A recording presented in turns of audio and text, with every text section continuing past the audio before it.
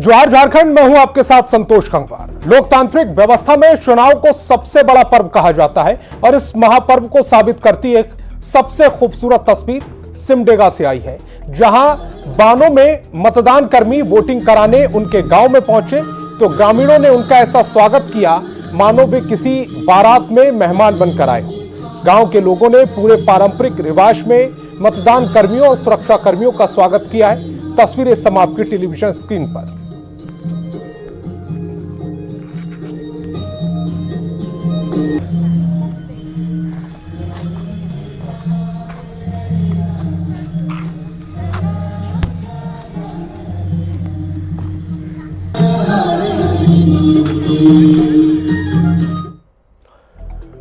और झारखंड में कल पहले चरण की वोटिंग है, जिसको लेकर प्रशासन और आयोग ने पूरी तैयारी कर रखी है। मतदान कर्मियों को बूथ पर भेज दिया गया है। अब सुबह 7 बजे से इन क्षेत्रों में दम दिखाने की बारी जनता की है, जब वे ईवीएम का बटन दबाकर अपनी उंगली की ताकत से झारखंड और अपना भविष्य तय करेंगे।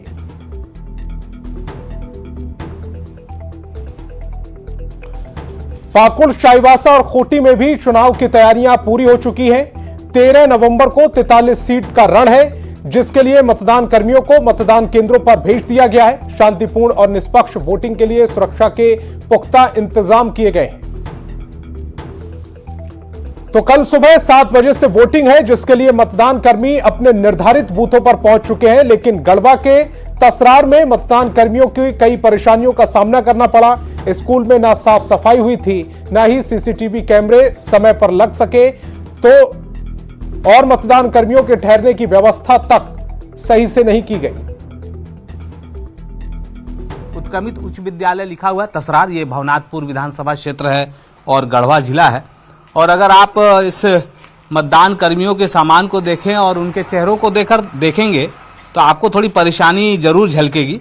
नीचे अब तक सामान रखा हुआ है। लोग का भी मतलब जैसे रूम जिसमें ठहरना है, ये व्यवस्था भी नहीं हो पाया यहाँ, तो इसलिए हम लोग अभी अपना सामान बाहर ही रखे हैं। यही सब है। तो ये आप लोग को तो आए होंगे, पहले से ही तय होगा, जो स्कूल की कमेटी है और उनको ये सब तैयारियां करनी होती है। जी सर, इन लोगों को करनी चाहिए थे ना, अभी तक नहीं हो पाया। 7 बजे से मतदान शुरू हो जाएगी। उसकी तैयारी करने के लिए हमको लगभग 4 घंटे सर काम करने होंगे और यह समय हम लोग के लिए बहुत निकल रहा है और व्यवस्था के अभाव में हम लोग काम नहीं कर। वहाँ से कुछ कहा गया होगा ना कि क्या क्या मिलेगा तैयारी? वो बहुत कुछ बताया गया था, लेकिन यहाँ कुछ देखने को नहीं मिल रहा है। ये बहुत देरी से मिला है। अच्छा, सीसीटीवी देरी से? हाँ, देरी से मिला है। सीसीटीवी देरी से मिला है, इसलिए ये कह रहे हैं कि लगाने में भी वक्त लग रहा है।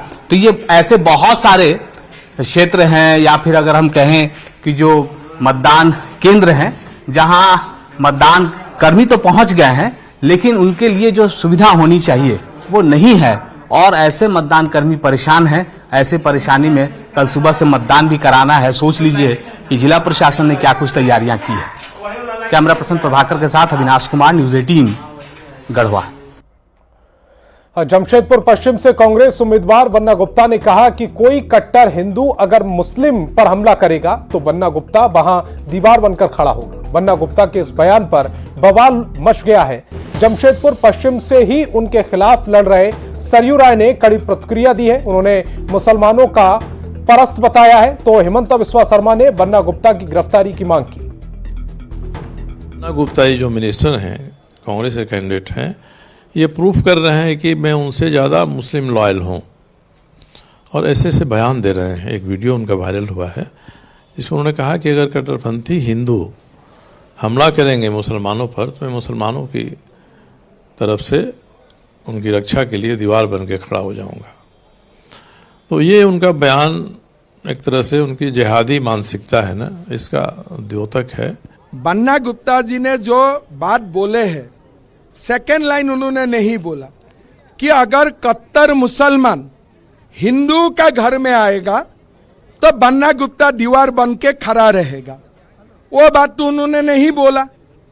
तो सुनाए आयोग को वन्ना गुप्ता का खिलाफ व्यवस्था लेना चाहिए। क्या कट्टर हिंदू में ही है? कट्टर हिंदू मुसलमान का घर में आएगा, लेकिन कट्टर मुसलमान क्या हिंदू का घर में नहीं आएगा? आज वन्ना गुप्ता का जो बयान है, इसका बाद बन्ना गुप्ता को अरेस्ट करना सही है। और अब बन्ना गुप्ता का वो बयान सुनवाते हैं जिस पर सरयू राय, हेमंत बिस्वा शर्मा ने तीखी प्रतिक्रिया दी है और उनकी गिरफ्तारी तक की मांग कर डाली। वो बयान सुनिए। कह रहे हो लड़ाओगे, कटाओगे, बटाओगे, तुम कटाओ और बटाओ। हम कहते हैं यदि तुमने मां का दूध पिया है और तुम लड़ोगे और कटाओगे तो हम कहना चाहते हैं कि यदि हमारे बबलू भाई के घर में यदि कोई हिंदू कट्टरपंथी हमला करेगा, नौशाद भाई के घर में कोई हिंदू कट्टरपंथी हमला करेगा तो वहां बन्ना गुप्ता उसका विरोध करने के लिए खड़ा रहेगा। हजारीबाग का रामनवमी अवस्था का एक बड़ा केंद्र बिंदु है जिसके नाम पर जमकर राजनीति होती है। इस बार भी चुनाव में हजारीबाग के इंटरनेशनल रामनवमी यात्रा को लेकर जमकर सियासत हो रही है। एक रिपोर्ट देखिए।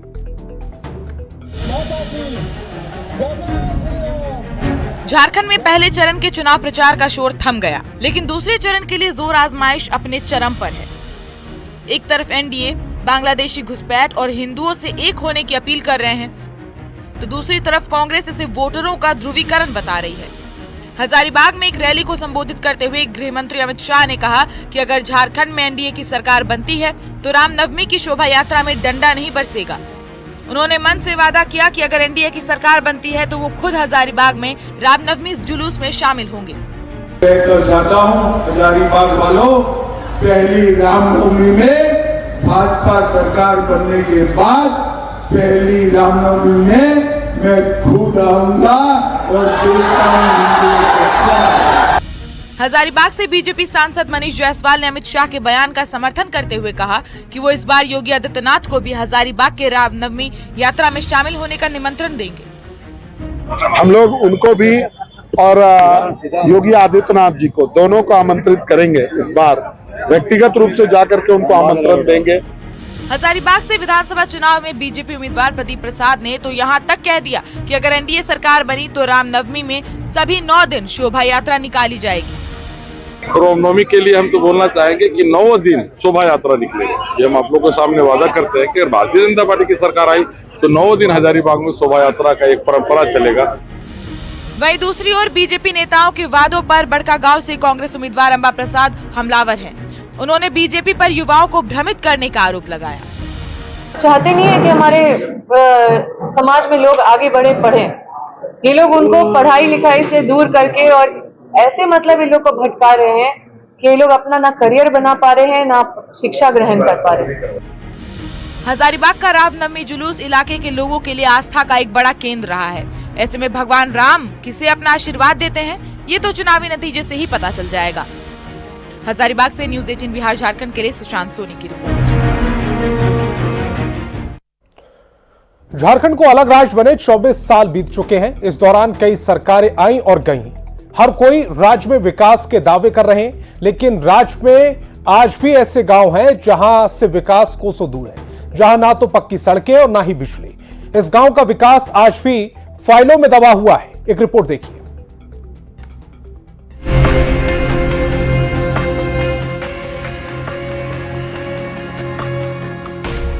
गांव तक पहुंचने के लिए मिट्टी के कच्चे रास्ते, रात के अंधेरे में टॉर्च की रोशनी में अपने भविष्य को तलाशते बच्चे।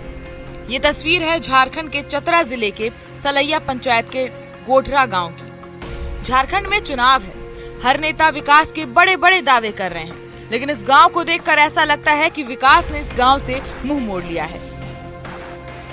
ये कहानी चतरा जिले के कोडरा गांव की है और इस कहानी के अंदर आप जब जाएंगे तो आपको झारखंड सरकार के विकास की हकीकत पता चलेगी। इस गांव के लोग आज भी विकास को ढूंढ रहे हैं। सवाल पूछना चाहते हैं कि आखिर उनसे ऐसी क्या गलती हुई कि विकास इनके गांव का रास्ता ही भूल गया। वोट तो ये भी देते हैं, लेकिन जिस रास्ते से वोट देने जाते हैं उस रास्ते की हालत ऐसी है कि अगर नेताजी यहाँ आ जाएं तो उन्हें इन कच्चे सड़कों पर विकास को ढूंढने में पूरी उम्र बीत जाए। रोड ना है, रोड नहीं। तो गांव में बिजली नहीं होता है तो कैसे घर रात में अंधेरा रहता है? अंधार में रही लकड़ी से जलाओ मन से। लकड़ी जला के रहते हैं? हाँ। रात में तो डर नहीं लगता है? जंगल भी है और डर लगता है। जंगल आदमी रहबे करे तो डर का लगता है। जरा इस तस्वीर को देखिए, एक हाथ में टॉर्च और एक हाथ में किताब लेकर पढ़ते ये बच्चे। ये भारत के भविष्य हैं, लेकिन गांव में बिजली नहीं होने से इनका भविष्य भी रात के अंधेरे में खोता जा रहा है। लेकिन बच्चों के हौसले इतने बुलंद हैं कि टॉर्च की रोशनी में भी ये अपने भविष्य को तलाश रहे हैं। इसी टॉर्च से ये पढ़ाई करते हैं क्या बाबू? हाँ, हम पढ़ाई करते हैं टॉर्च से? हाँ, टॉर्च से। क्यों? क्योंकि गांव में बिजली नहीं आती है। बिजली है ही नहीं गांव में? बिजली गांव में है ही नहीं। तो कैसे पढ़ते हो?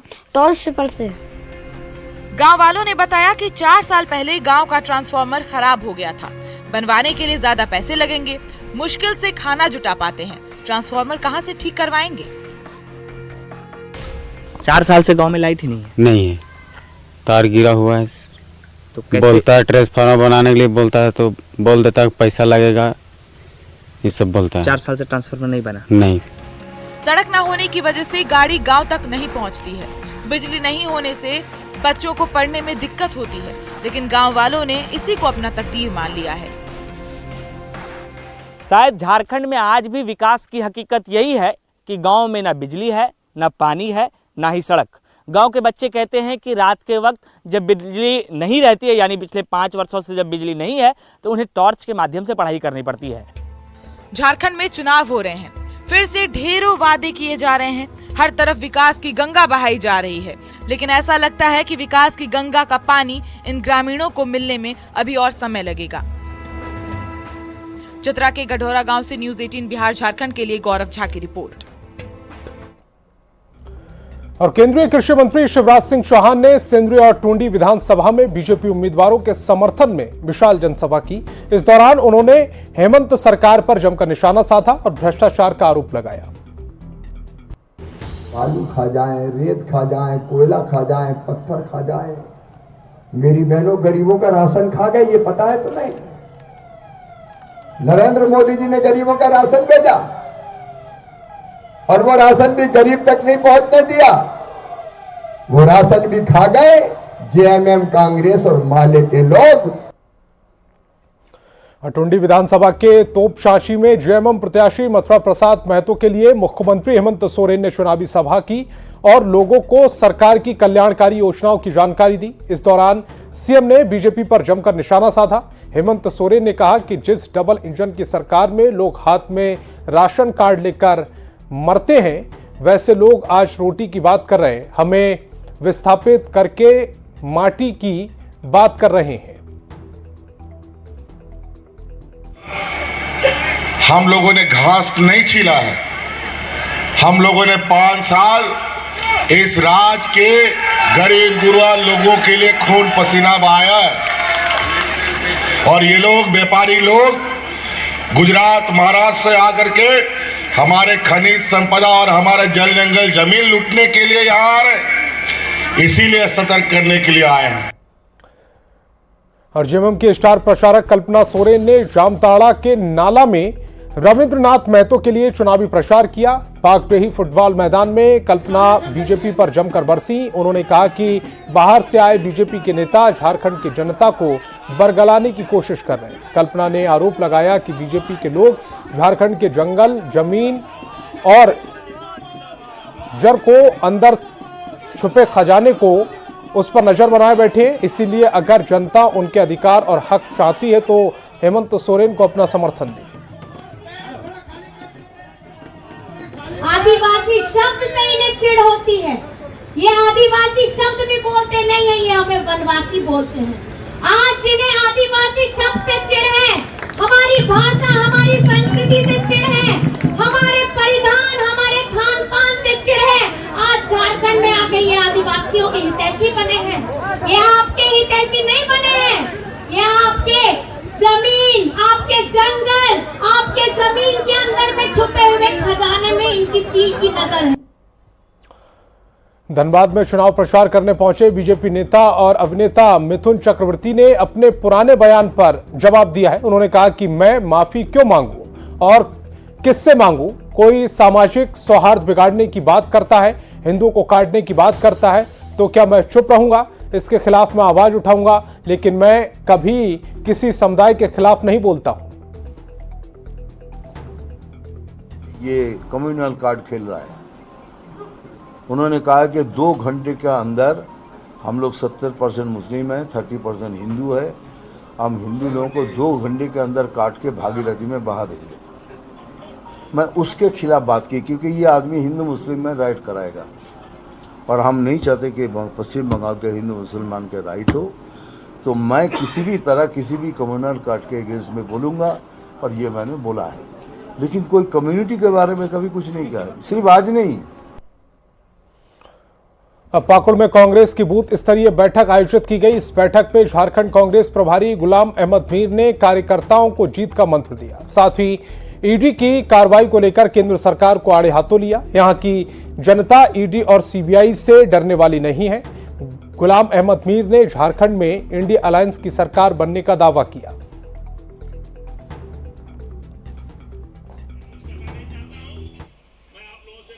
और गिरिडीह के बगोदर विधानसभा में बीजेपी के राष्ट्रीय अध्यक्ष जेपी नड्डा ने विशाल जनसभा को संबोधित किया। इस दौरान उन्होंने कांग्रेस, जेएमएम और आरजेडी पर जमकर निशाना साधा। नड्डा ने कहा कि ये तीनों पार्टियां भाई भतीजावाद और भ्रष्टाचार की प्रतीक हैं। पिछले 5 सालों में इन्होंने जनता को लूट लिया। भारतीय जनता पार्टी और एनडीए के पक्ष में इस पार्टी है, जहां आरजेडी है वहां भ्रष्टाचार है, जहां झारखंड मुक्ति मोर्चा है, जहां कांग्रेस पार्टी है और जहां आरजेडी है वहां भाई भतीजावाद है, जहां झारखंड मुक्ति मोर्चा है, जहां कांग्रेस पार्टी है और जहां आरजेडी है वहां परिवारवाद है। आपने याद रखना, ये परिवारवाद के सूचक हैं, ये भ्रष्टाचारी करने वाले लोग हैं और ये भाई भतीजावाद करने वाले लोग हैं। कल गोड्डा में प्रधानमंत्री का भव्य कार्यक्रम होने जा रहा है। इस कार्यक्रम में करीब 1.5 से 2 लाख लोगों के जुड़ने की संभावना है। गोड्डा के सिकटिया मैदान में सुरक्षा के पुख्ता इंतजाम किए गए। प्रधानमंत्री से कार्यक्रम को लेकर बीजेपी कार्यकर्ताओं में उत्साह है। समर्थकों का कहना है कि प्रधानमंत्री के दौरे से संथाल की 6 सीटों पर प्रभाव बढ़ेगा और राज्य में बीजेपी की सरकार बनेगी। जो आगमन है तो उनका आगमन 2 बजे होने जा रहा है और प्रयास हम लोग का प्रयास नहीं, हम लोग जो व्यवस्था की है, कम से कम 1 लाख से ऊपर 1.5 लाख के आसपास लोग यहाँ पे मौजूद रहे। सबसे लोकप्रिय नेताओं में से एक मोदी जी हैं पूरे विश्व में। नरेंद्र मोदी जी का आगमन गोड्डा की पावन धरा पर हो रहा है। हम लोगों के लिए यह गौरवान्वित करने वाला पल है। प्रधानमंत्री बनने के बाद वो पहली बार आ रहे हैं।